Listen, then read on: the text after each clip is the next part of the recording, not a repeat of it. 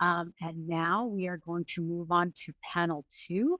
And I'm going to ask Ramitha and Rene to join me. And we are going to talk about technology and game operations.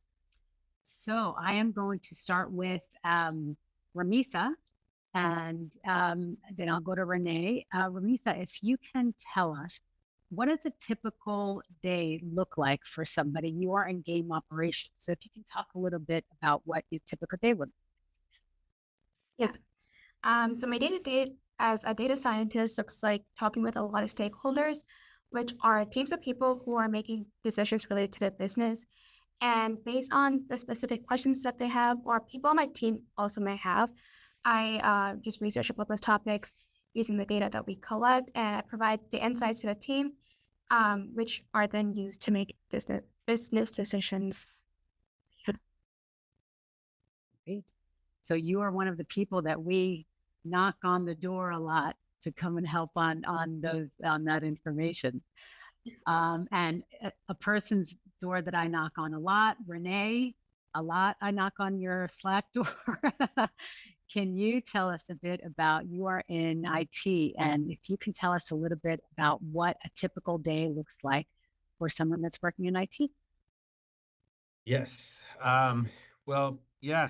So I'm basically the IT lead here. We have a small team that's growing. Currently we have 4 or 3 actually, with the 4th coming on board in the next new year, which would be in July or September, around there. And we pretty much handle all the operations for IT, from hardware to all our enterprise applications, gate accessing, the tools that all the devs, all the product managers, all the teams, the administrative side from the leadership team. So basically any cloud enterprise application that we use to develop games, to produce them, to get them out there to people, we pretty much support that and help the teams with troubleshooting any issues that occur locally, remotely. We also manage our hardware. A lot of the stuff that we use is custom. So a lot of times we are procuring new hardware, new technology, so that our devs can do better work, faster work. And, we basically support that on a daily basis.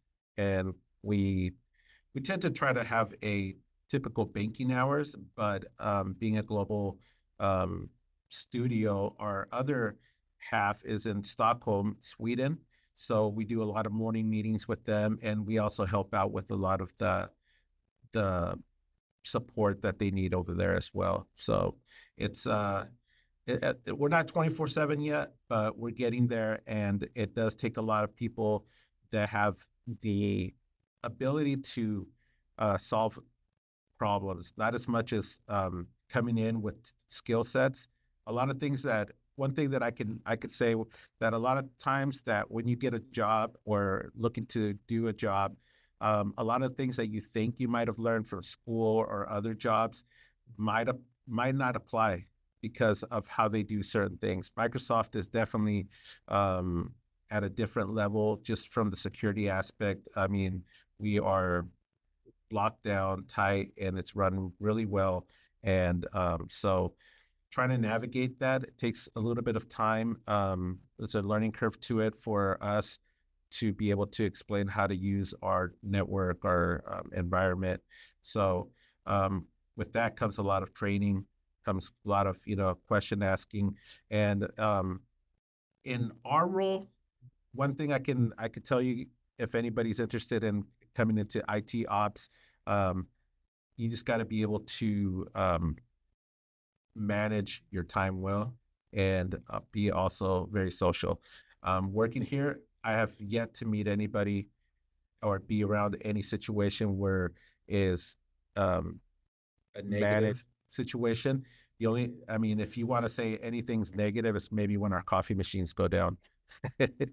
But other than that, it's been a very pleasurable workplace. As you guys could see, we have a lot of women that run our company. Basically, our leadership team is, I would say 80%. Is that about right, Ava? Yep. Yeah. 75, 80. Yep. Yeah. And so the diversity is very strong here. And not to say that we look for people that are personable. And I think that when you work in IT ops, it's a high recommendation because it's a team effort. And so if you're able to communicate well, get along with people, you don't always have to be a gamer, but it's nice to understand that everybody has different backgrounds, different likes and everything. And if you have that type of personality, I mean, Mojang and the Xbox Studio games, all including all the other ones, are pretty similar in that sense. So it's been awesome working here. And I don't work with Microsoft side too much, but I think that's a different world. But I mean, I think if you want to be a banker and accountant, I think you would go over there. But come over here. We have more fun. Yeah, we have more fun. So. Rene, I'm going to dovetail a little bit into what you were talking about, because you talked about a lot of different skills that people could have. We do have a lot of people, I think, in the audience that are either in school right now or are thinking about what kind of courses they can take. Can you give a sense of somebody that is looking to get into this, how they can develop some of those skills, whether it's a particular course that you maybe thought, or things that maybe you did early on to help? Yeah. So if I could recommend anything to these CS students, even those that are not in CS, but in our world, if you can try to gain some, get familiar with the environments like cloud computing, cloud security, PowerShell, scripting, automation, all these are just skill sets that allow us to create tools to help our devs. So if you're wondering like, okay, what's an area that if you could only choose one, I would highly recommend everybody going on and try to pick up how to navigate Azure. It's such a big tool that we use. It's includes ADO, Azure DevOps, which is highly used, GitHub as well. And the good thing about all the tools that we use, they're all accessible for free for any student to use, any student to learn. And I recommend highly that you do some of the applications that they, the little small projects that they have for you to study, just to get familiar with the environments. It's a everyday changing.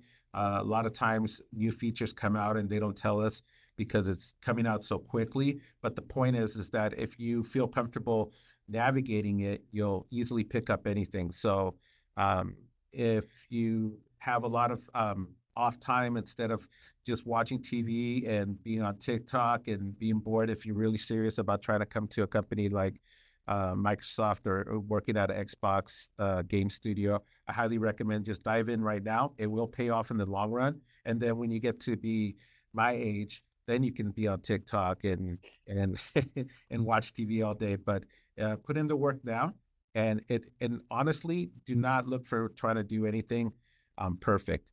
The more mistakes you make, the more you learn. So if you're making a lot of errors, you can't figure it out, that's perfect.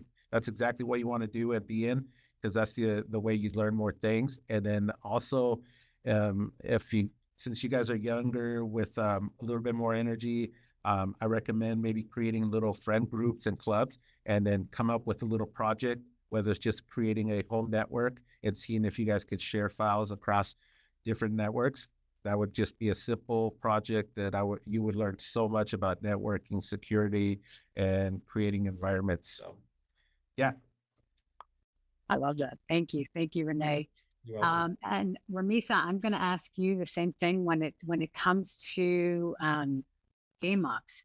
What would you tell people are either courses or things that would help them enhance their career prospects? Yeah, so as a data scientist, I use a lot of technical skills and soft skills. So for the technical skills, courses related to data processing, data mining, artificial intelligence, and machine learning are really helpful. I still use those skills I learned in college daily, specifically machine learning and data mining skills. And I also recommend learning programming languages such as Python and SQL. I use that basically every single day. And something I learned work that is different from college is that in college, usually we have solutions to homework assignments, and then it's either yes or no answer. Like there's a correct answer and there's a wrong answer. But here, basically you get the outcomes and then you have to apply that to the business. So that's like a skill that you can develop with practice and over time.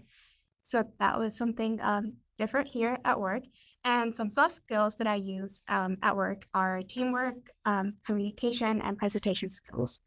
So yeah. Oh yes, those presentation skills. Everything's in a PowerPoint. Yep. Thank you so much, Ramitha. Thank you, Rene.